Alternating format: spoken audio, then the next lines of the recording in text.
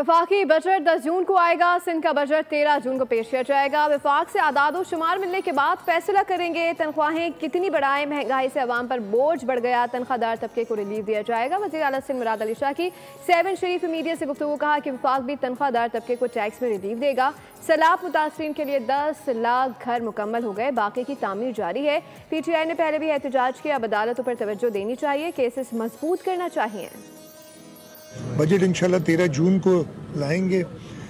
वफाकी बजट 10 जून को आना है और अभी हमें फाइनल जो नंबर्स हैं वफाक की तरफ से कलेक्शन के वो कन्वे नहीं किए गए। हमें पता है कि महंगाई की वजह से सबकी कमर टूटी हुई है। वफाक देखें क्या इक़दामात लेती है, उस पर देखना पड़ेगा। हमने सुना है कि जो तनख्वाहदार तबका है उसकी टैक्सेस में कुछ छूट दे रहे हैं। जैसे घरों का मंसूबा हमारा है जिसमें हमने 20 लाख घर बनाने हैं और इस वक्त 10 लाख से ऊपर घर 5 लाख के करीब तो बन चुके हैं। 10 लाख से ऊपर इस वक्त ज़ेर तामीर हैं। नहीं, वो मैंने सुना है, शायद पहले भी उन्होंने कुछ किया है, पहले भी करते रहे। मेरा ये ख्याल है कि उनको फोकस करना चाहिए सबसे पहले तो अदालतों पे, कि वहाँ से अपना केस मजबूत करें।